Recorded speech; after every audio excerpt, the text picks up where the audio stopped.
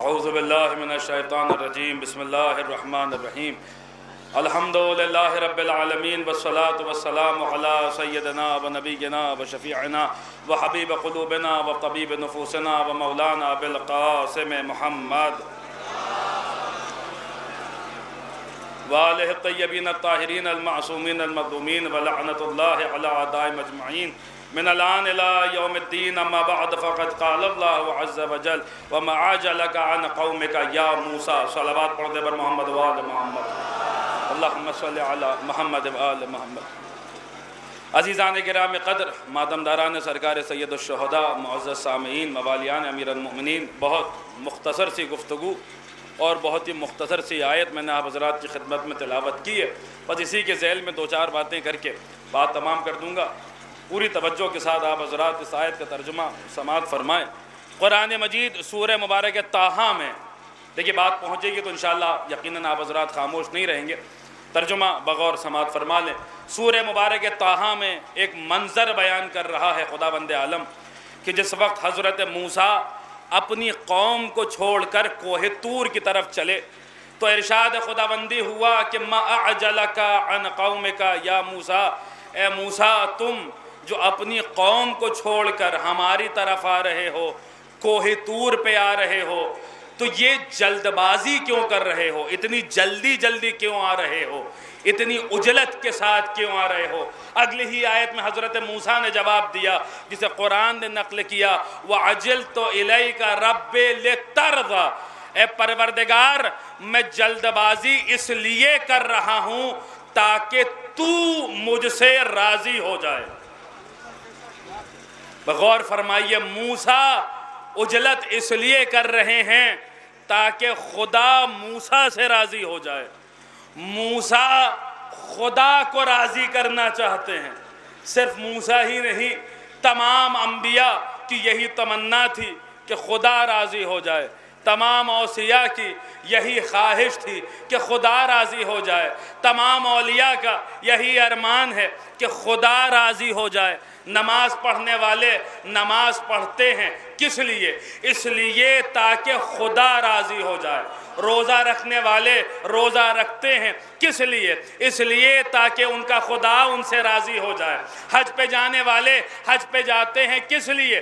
اس لیے تاکہ خدا راضی ہو جائے۔ دیکھیں یہ ان کی کیا بات ہے، مومنین کی خواہش ہے کہ خدا راضی ہو جائے، متقین کا شیوہ ہے کہ خدا راضی ہو جائے، عارفین کی تمنا ہے کہ خدا راضی ہو جائے، سائرین و سالکین کا ارمان ہے کہ خدا راضی ہو جائے۔ المختصر یہ کہ کائنات کا ذرہ ذرہ اس کوشش میں لگا ہے کہ خدا راضی ہو جائے، خدا راضی ہو جائے۔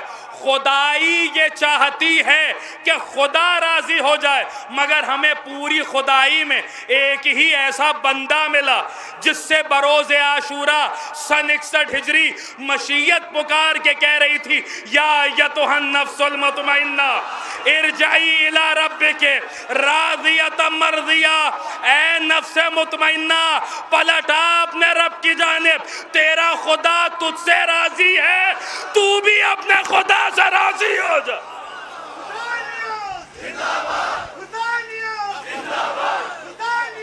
زندہ مردہ مردہ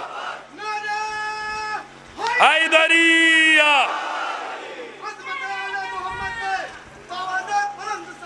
اللہم صلی علی محمد و آل محمد۔ حسین وہ ہیں کہ جن سے خدا کہہ رہا تھا پلٹ آ اپنے رب کی جانب، تیرا خدا تجھ سے راضی ہے، تو بھی اپنے پرور۔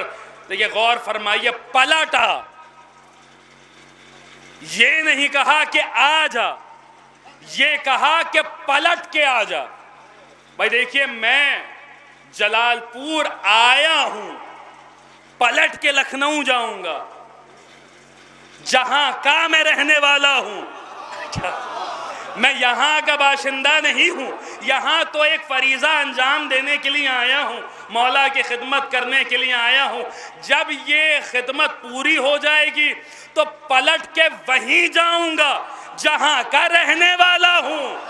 پلٹ کے وہیں جاؤں گا جہاں کا رہنے والا ہوں۔ اللہ بھی حسین سے یہ نہیں کہہ رہا کہ میری طرف آ جا، ارجعی، میری طرف پلٹ کے آ جا، میری طرف پلٹ کے آ جا۔ بھائی مجھے ایک شاعر کا شعر یاد آ رہا، یہاں اہل زبان تشریف فرما، جلال پور کی سرزمین ہے، کیا خوب کسی نے کہا، ویسے تو تغزل کا رخ ہے لیکن مدح میں بھی استعمال کیا جا سکتا ہے کہ اے نور کے پتلے تجھے کیا خاک سے نسبت، احسان تیرا ہے جو زمین پر اتر آیا۔ ایک صلوات پڑھیے بر محمد و آل محمد۔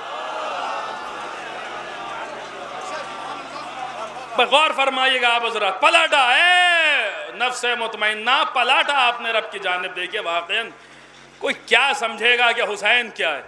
کسی کی عقل میں کہاں سے حسین آئیں گے؟ خدا کی قسم حسین وہ طلسم کبریائی ہے جسے سمجھنے سے کائنات کی عقل قاصر ہے، جسے سمجھنے سے کائنات کی عقل حیران ہے۔ حسین تو وہ ذات ہے جس نے طبیعتوں کا مزاج بدل دیا، حسین تو وہ ذات ہے جس نے مادے کا مزاج بدل دیا، حسین وہ ذات ہے جس نے زبانوں کے مزاج بدل دیے۔ بھائی دیکھیے ہمارے آپ کے سامنے کی بات ہے، ہمارے آپ کے گھر میں اگر کوئی بچہ مٹی کھانے لگے تو اطباء کہتے ہیں، ڈاکٹرز اس کی ماں سے کہتے ہیں کہ اس بچے سے یہ عادت چھڑوا دیجئے، نہیں تو یہ بچہ بیمار پڑ جائے گا، مٹی کھائے گا تو بیمار پڑ جائے گا۔ مگر کیا کہنے حسین کے کہ جب وہ بچہ کہ جو مٹی کھا کے بیمار پڑتا ہے، جب بیمار ہوتا ہے تو اس کی ماں ایک اور مٹی لاتی ہے، اسے پانی میں حل کرتی ہے، بچے کو دے دیتی ہے۔ ارے کیا کہنے حسین کے کہ کائنات کی مٹی بیمار کرتی ہے، مگر حسین نے تو اپنی خاک کو بھی خاک شفا بدل۔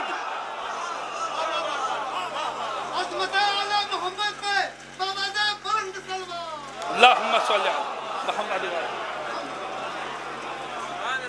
غور فرما رہے مادے بدل دیے، ابھی محاورے بدل دیے، علماء کرام تشریف فرما، اہل زبان تشریف فرما، مادے مثالیں بدل دی۔ ابھی آپ سے کوئی کہہ دے یہاں کھڑے ہو کر کہ تمہارے منہ میں خاک، تو فوراً دست و گریباں ہو جائیں گے، آستینیں چڑھ جائیں گی، ماتھے پہ بل آ جائے گا، کیسے کہہ دیا۔ لیکن آپ سوچئے بین الحرمین آپ کھڑے ہو اور کوئی کہہ دے تمہارے منہ میں خاک، آپ کہیں گے بھئی اگر یہاں کی خاک ہے تو اللہ کرے ہمارے منہ میں بھی یہاں کی خاک ہو، تمہارے منہ میں بھی یہاں کی خاک ہو۔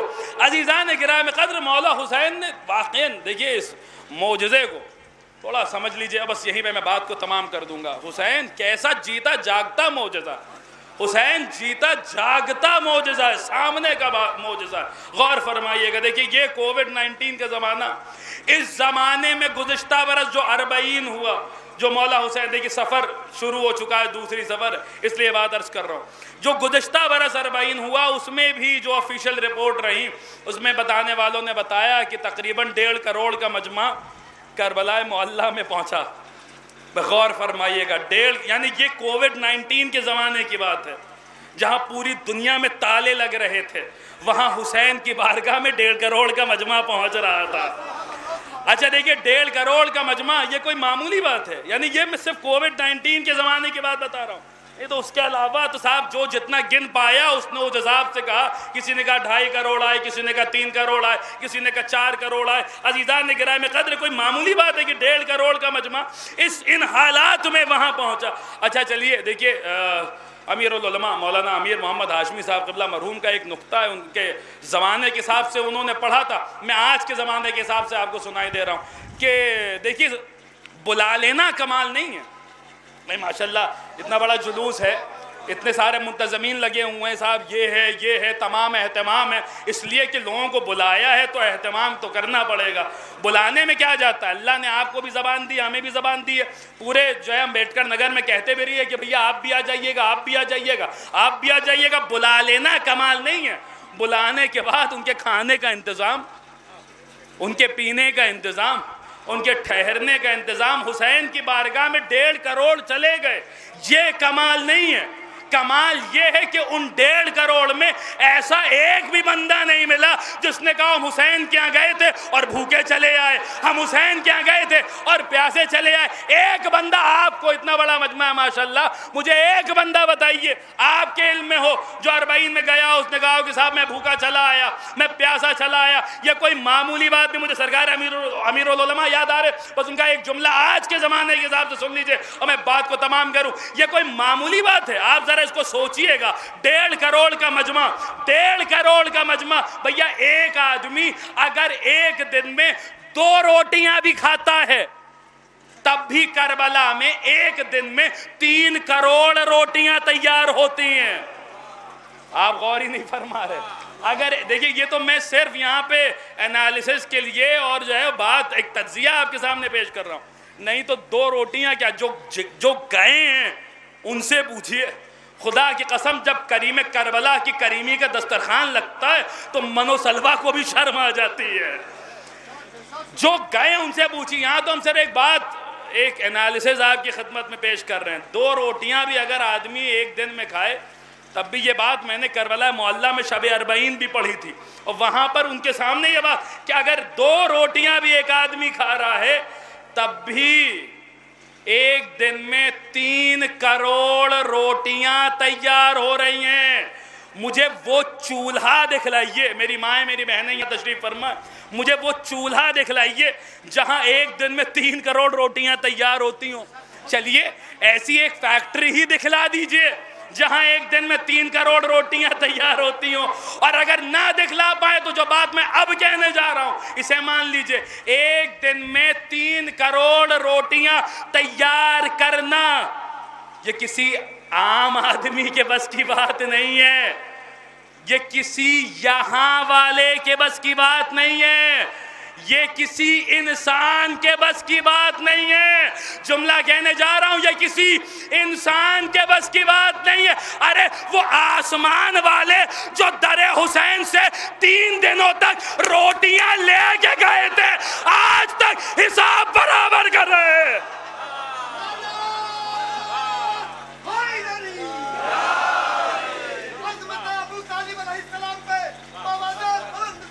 اللہم صلی علی محمد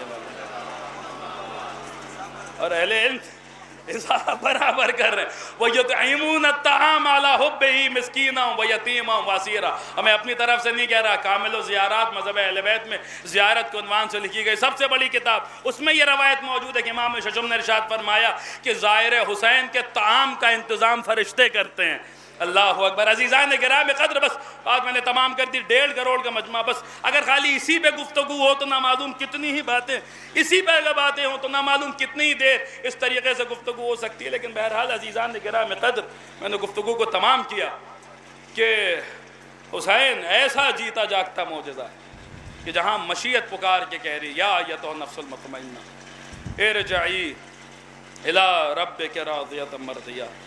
عزیزان گرامی قدر، حسین وہ ذات ہے جو آپ عزا میں مصروف ہیں، یہ جو آپ مجلس و ماتم میں کیسا بھی موسم ہو، کیسے بھی حالات ہو، یہ جو عزا جاری و ساری ہے، خداوند عالم کا وعدہ ہے جو وفا ہو رہا ہے۔ فَاذْكُرُونِي أَذْكُرْكُمْ وَاشْكُرُوا لِي وَلَا تَكْفُرُونِ، اس نے وعدہ کیا تھا، لیکن جس بی بی کا ذکر کرنے کے لیے اور جس بی بی کے بالخصوص جس بی بی کے لیے یہ اہتمام کیا گیا، اس کے لیے بس ایک جملہ کافی ہے کہ حسین نہ ہوتے تو عقیدہ توحید نہ بچتا، اور زینب نہ ہوتی تو حسینیت کا پیغام نہ بچتا۔ عزیزان گرامی قدر، آج دوسری سفر کی تاریخ ہے۔ آپ حضرات یہاں میری نظروں کے سامنے کچھ عماریوں کی شبیہیں ہیں۔ مجھے ایک منظر یاد آ رہا ہے، اگر بات میں پہنچا لے گیا تو انشاءاللہ جب جب یاد آئے گا، جب جب آپ حضرات گریہ فرمائیں گے۔ کچھ عماریوں کی شبیہیں ہیں، میں دیکھ سکتا ہوں، جو بھی عزادار ہیں یہاں وہ دیکھ سکتے ہیں کہ کتنے احترام کے ساتھ ان عماریوں کے بوسے لیے جا رہے ہیں۔ جو آ رہا ہے وہ پھول چڑھا رہا ہے، جو آ رہا ہے وہ نالین اتار کے آ رہا ہے۔ کیوں؟ زینب کی عماری کی شبیہ ہے، ام کلثوم کی عماری کی شبیہ ہے۔ عزاداروں 2 سفر ہو گئی ہے، ذرا دل پہ ہاتھ رکھو تو میں عرض کروں، آپ جس اہتمام کے ساتھ عماریوں کی شبیہیں برآمد کر رہے ہیں، اللہ اللہ، شام کا بازار ہے، علی و فاطمہ کی بیٹیاں ہیں اور بے کجاوا اونٹ ہیں، بے کجاوا اونٹ ہیں۔ منادی ندا دے رہا، ہاذہی سبایا بنات رسول اللہ، اے تماشا دیکھنے والو آؤ دیکھو، یہ رسول اللہ کی بیٹیاں ہیں، یہ علی و فاطمہ کی بیٹیاں ہیں۔ اللہ اکبر، اللہ اکبر، اجرکم اللہ۔ عزیزان گرامی، شام کیا مصیبت گزر گئی شام میں، کیا کیا ہو گیا شام میں۔ امام سے جب بھی چوتھے امام سے پوچھا گیا مولا سب سے زیادہ مصیبتیں کہاں پڑی، بار بار امام کے لبوں پہ ایک ہی جملہ، الشام الشام الشام، ہائے شام ہائے شام۔ عزیزان گرامی، یہی تو ملتا ہے نا کتب مقاتل میں کہ یہی وہ ایام تھے کہ قافلہ شام کے بازاروں سے گزارا جا رہا ہے۔ ہم آپ تو سائے میں بیٹھے ہوئے ہیں مگر انہیں بابو صاحب پہ 3 دنوں تک روکا جائے گا، اور یہ کہہ کے روکا جائے گا کہ ابھی دربار سجایا جا رہا ہے، علی و فاطمہ کی بیٹیوں کو اسی دروازے پہ روکا جا۔ اللہ اکبر۔ عزیزان گرامی، ایک مقتل کی روایت سنیے کہ جس وقت یہ قافلہ شام میں داخل ہونے لگا تو جناب ام کلثوم سلام اللہ علیہا نے شمر ملعون سے کہا کہ اگر تو کہے تو میں کچھ تجھ سے کہوں۔ اس ملعون نے کہا ہاں بے شک کہیے، کیا کہنا چاہتی ہیں؟ یہ تو میری 2 خواہشات ہیں، میری 2 خواہشیں کا کیا؟ کہ پہلی خواہش تو یہ کہ ہمارے سواریوں کے ساتھ کچھ کٹے ہوئے سر ہیں جو نوکے نیزہ پہ بلند ہیں، تجھ سے پہلا مطالبہ تو یہ ہے کہ ان سروں کو ناکوں سے تھوڑا دور کر دے تاکہ جو آئے وہ ان سروں کو دیکھے، ہمارے بے مخنا و چادر سروں کا نہ دیکھے۔ اور دوسری تجھ سے دوسرا مطالبہ یہ ہے کہ ہمیں اس دروازے سے لے کے شام میں داخل ہو جہاں سب سے کم مجمع ہوتا ہے، جہاں سب سے کم تماشائی ہوتے۔ ہم علی و فاطمہ کی بیٹیاں ہیں، ہمارے رسول ہے، وہ ملعون اتنا بڑا دشمن اہل بیت، اس نے سروں کو ناکوں کے درمیان رکھ دیا کہ جو آئے وہ حسین کے سر کو بھی دیکھے، زینب کو بھی دیکھے، عباس کو بھی دیکھے، ام کلثوم کو بھی دیکھے، اور سنیں گے اس دروازے سے لے کر آیا جہاں چاروں طرف ہجوم تھا، ملائن دیکھ رہے تھے، علی و فاطمہ کی بیٹیاں۔ اجرکم اللہ، خدا آپ کی آوازوں پر رحمت نازل فرما۔ بس آخری جملہ مجلس تمام۔ عزیزان گرامی، ابو منظر مدائنی نے چوتھے امام سے پوچھا تھا مولا فرزند رسول شام میں ایسا کیا ہو گیا کہ جب روتے ہیں تو شام کو یاد کر کے روتے ہیں، جب گریا کرتے ہیں تو شام کو یاد کر کے۔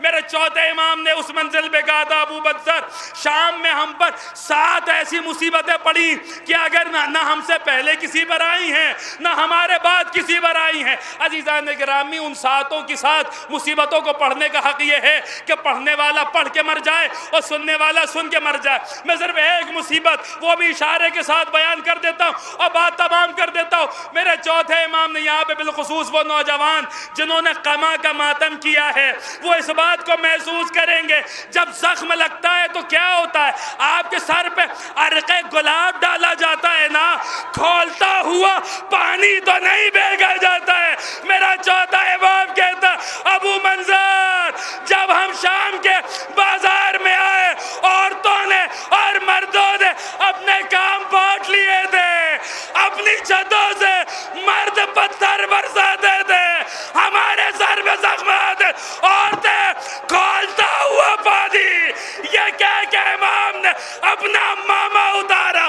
ابو منظر دیکھو ہمارے نانا کی امت نے یوں اجر رسالت ادا کیا۔